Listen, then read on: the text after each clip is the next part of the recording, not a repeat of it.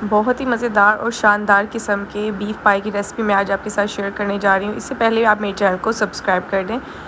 بسم اللہ الرحمن الرحیم۔ السلام علیکم، welcome to my YouTube channel عائشہ's kitchen. آج کی جو ریسپی ہے بہت ہی مزیدار، ہر کسی کے فیوریٹ بیف پائی کی ریسپی ہے، جو کہ بقرعید قریب ہے تو یہ تو ہر گھر میں ہی بنائے جائیں گے۔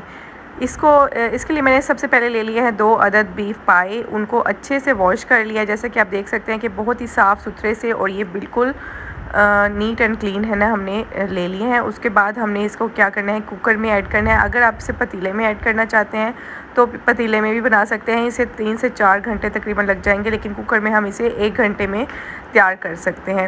ہم نے کوکر میں ایڈ کر دیے دونوں پائے۔ اس کے بعد ہم نے ایڈ کر دی 2 پیاز میڈیم سائز کی تھی، اور اس کے بعد میں نے اس کے اندر ایڈ کر دیا لہسن ادرک کا پیسٹ۔ اس میں تقریباً 2 چمچ بھر کے میں نے اس میں لہسن ادرک کا پیسٹ ڈال دیا۔ اس کے بعد ہم اس میں ڈالیں گے گرم مسالہ ثابت، 1 چمچ زیرہ، دار چینی کے 2 پیس بڑے سائز کے تھے، 3 بھی ڈال سکتے ہیں۔ اس کے بعد بادیان کے پھول، لونگ، اور 1 چمچ اس میں ہم ڈال دیں گے بلیک پیپر، بڑی الائچی۔ یہ ساری چیزیں ہم اس کے اندر ڈال دیں گے گرم مسالے کی ثابت، یعنی کھڑا مسالہ جو ہوتا ہے وہ۔ اس کے بعد ہم اس میں ڈال دیں گے تیز پات 2 عدد، اور اسی کے ساتھ 1 چمچ ہے وہ ہلدی کا بھی ڈال دیں گے، اور 1 چمچ بھر کے میں اس کے اندر ڈال دوں گی نمک کا۔ باقی کا نمک جو ہے وہ ہم بعد میں ایڈ کریں گے۔ ہلدی سے نا اس کی بہت ہی مزے کا اس کا کلر آ جائے گا۔ اس کے بعد میں نے نا اس کے اندر ایڈ کیے ہیں 5 گلاس پانی۔ اگر آپ کوکر کے بغیر بنا رہے ہیں تو پانی تھوڑا زیادہ جائے گا۔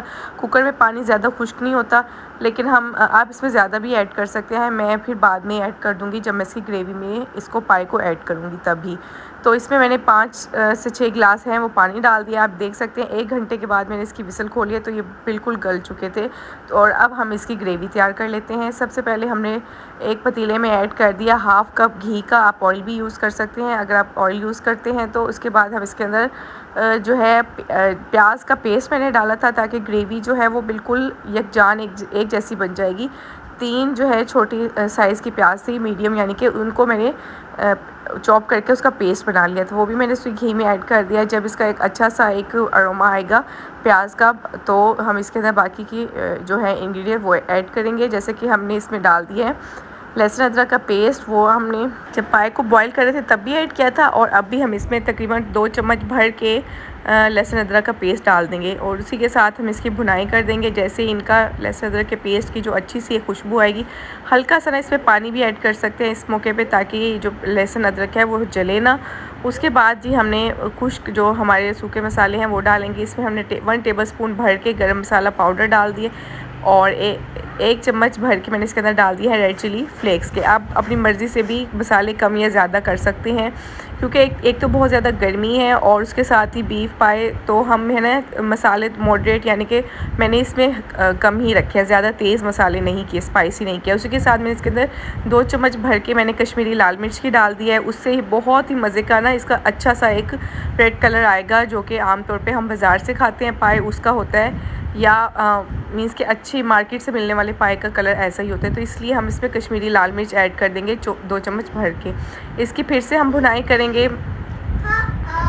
اب ہم اس میں ایڈ کر دیں گے 1 چمچ بھر کے نمک کا۔ نمک کیونکہ ہم نے پہلے بھی ایڈ کیا تھا، تو اس لیے ہم آدھا پہلے ایڈ کیا، آدھا اب۔ اس کے بعد 1 چمچ بھر کے میں نے اس کے اندر بھنا کوٹا ہوا زیرہ ایڈ کر دیا، اس سے اس کی بہت ہی مزیدار سی خوشبو آئے گی۔